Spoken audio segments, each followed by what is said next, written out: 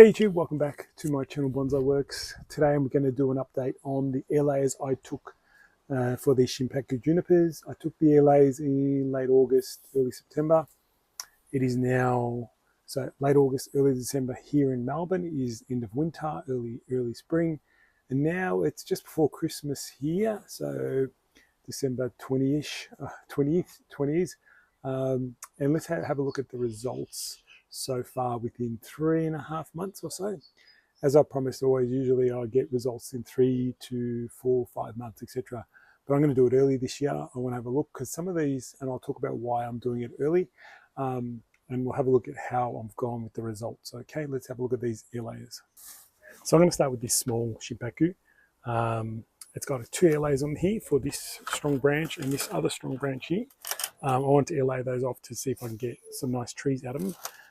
Take the black plastic off. Remember, I use the black plastic to contain the heat around the balls so that it actually can induce roots. Now, I haven't even taken it out of the bag, but I'll zoom in. There's a ton of roots in this one and a ton of roots in that one. So 2 very successful air layers already on this Shimpaku. So I'm going to pop those up.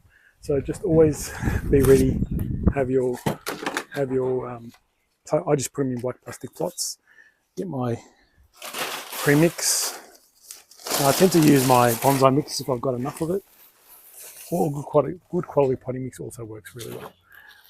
Now, I'll probably only fill them halfway because I really need to bury the tree so the roots can actually have a good chance to establish, because I don't want the tree to move around too much. So I'll put a bit too much soil there. Put a bit too much soil there. All right.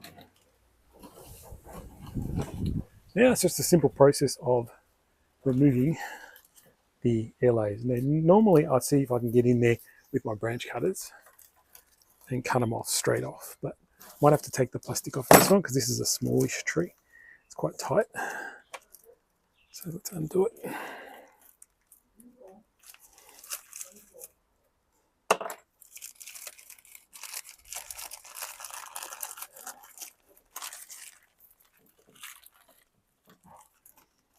You can use a saw, whatever you can get your hands on. I tend to get my branch cutters and just take it off. Simple as that, like that. And now I've got room, I'm going to take the other one off.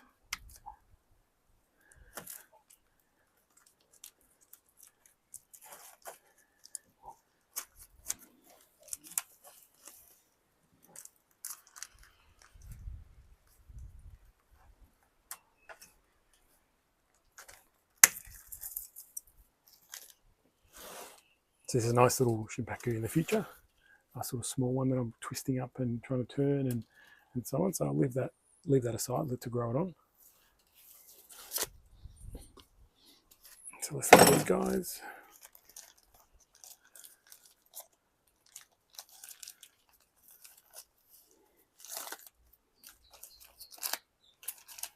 Now the good thing is these are nice and green and healthy, meaning it's perfect time. Sometimes they start to go brown, meaning that these roots are trying to feed that and doesn't have enough nutrients in the actual mix to be able to sustain that. So carefully pull this away. Okay. I'm just holding the ball carefully so you can see those nice roots. Now I tend to try, without harming the tree too much, get rid of that air laid part. Oops, it's gone. I was going to show you it, but it's flying away. Then purely just bury it in this pot. Top it up with soil. So just make sure it's nice and firm in the pot. And then it's pretty much, you water it and put it in a good spot. You get lots of sunshine, or not overly sunshine all day, but gives enough sunshine. And don't touch it for 6 months. Don't even look at it. Just let it grow. Okay, you don't want to work on these at all for 6 months at least. So that's tree 1 done.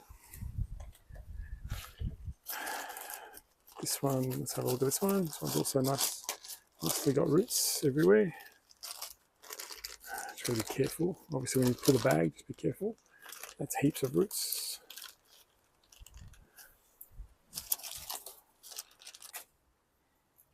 Again, I'm going to try and I'll try and keep this one so I can show you what it looks like. So that's the part that was air laid. So you can see this part was where I removed the cambium. So we've been up here where the roots started to grow. And this, because I've made sure that cambium wasn't joining, you can almost see, very importantly, this side, this lower cut has started to callus. See, if you don't make a big enough ring bark around it, the tree starts to callus. So you can see that it's starting to callus. So I got lucky, or not lucky, but I made sure I had that really large ring bark so it won't callus over and heal. So then it had to send out roots. So I sent out roots, and that's why I've got all the roots there coming off that. So I hope that makes sense, and that's why I do what I do. That's another one we'll put in a pot.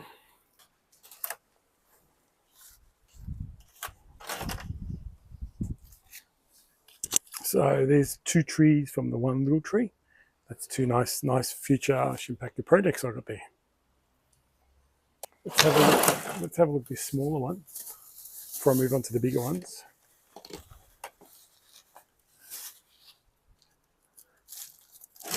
Again, I can clearly see roots in there. Lots of roots, lots of roots in there. So let's also take him off. I think he's fine. So nice one to remove.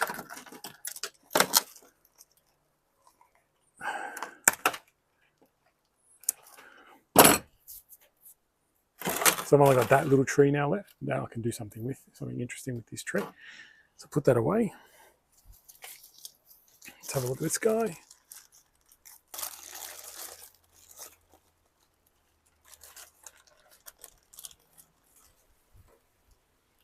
So nice. Lots of roots in there too. Lots of roots here, all around. It's a nice little twin trunk in a way in the future. So that's a good little tree. So we'll get him potted up as well. So there's another young tree to work on in the future. Again, 6 months. Don't touch it before you even look at trying to put wire on it and so on. You want that whole pot to be full of roots before you do any work. All right, let's look at the big ones. I've got 2 in here. I've got one up here.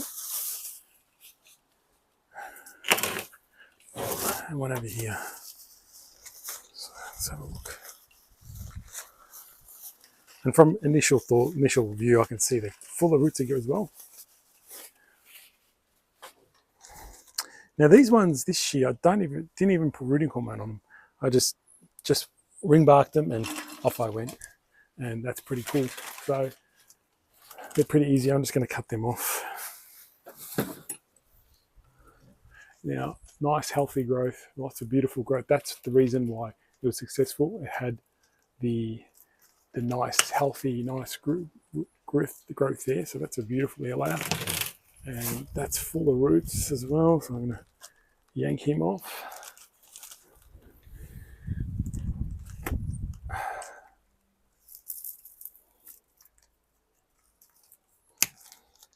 Another successful layer. Look at that. Look at the roots. I'll put this aside. So these are my stock trees that I've been using for years. So now I just keep letting it grow. All these let them keep growing, and keep layering them off as I need. So that's that one. And let's have a quick look. Let's have a look at this one as well. Should be okay too. There's only one there. Oh, I've got 2 on here. I didn't realise. I only had 1, but there's 2 air layers on this tree. Full of roots on that one. Let's get, if we get 7, I think I was 7 now. 3, 4, 5, 3, 7. If I get 7 out of 7, pretty good, but I'm pretty confident. So this is a process I've been following year after year after year. So, and I pretty much have 100% success rate, almost. There would have to be one or 2 occasions. Well, that's full of roots as well. So nice. Let's chop these off. So there's 2 more, and I'll put this guy away for future use. So this is another one that I use for air layering. So this needs to recover for a couple of years probably before I air layer anymore. There's probably 1 or 2 there next year actually, and that's how I do it. Okay, let's do the big reveal on all these. Now look at that, smashing, fantastic. Again, just get rid of that bit that you don't need. It's huge, so maybe in the slightly larger pot. So that one's good.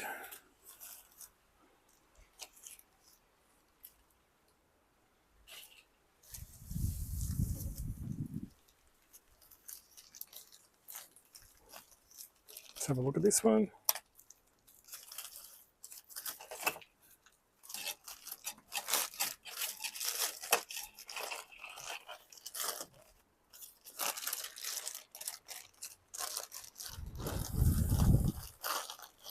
Again, lots of nice healthy roots everywhere.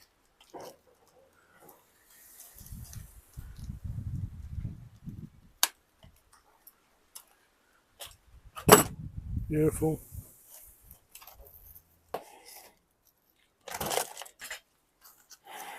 All right, 2 more to go.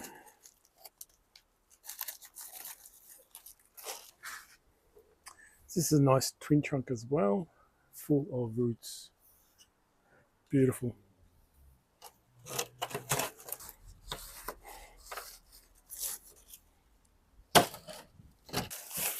And the last one, here we go.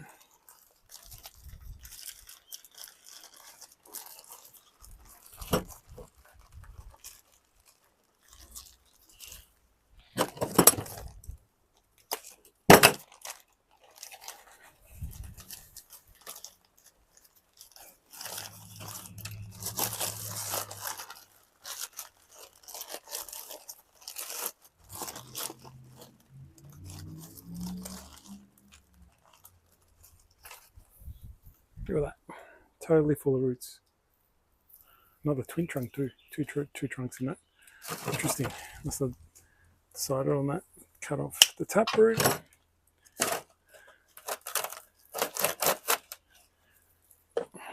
So there you have it, 7 out of 7. I'm pretty happy with myself.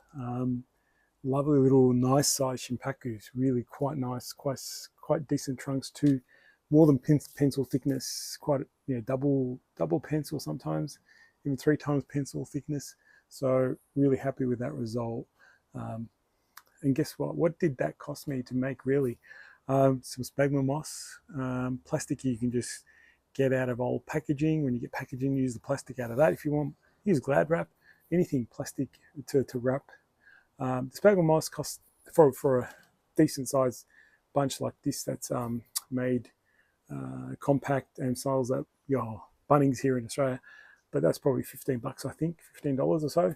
And I've hardly used half of that maybe to create these. So what, about $3 a tree, if that, to make in a way. So almost for free, guys. Like really is $2 probably. Oh, it was very free. It's almost free. Like honestly, they're worth, in a few years' time, they're going to be worth a ton of money, which is great. But always, for me, it's finding my future trees, show trees, pretty much. All these I manipulate and wire and try and create something really interesting to keep creating my show display trees, which I love.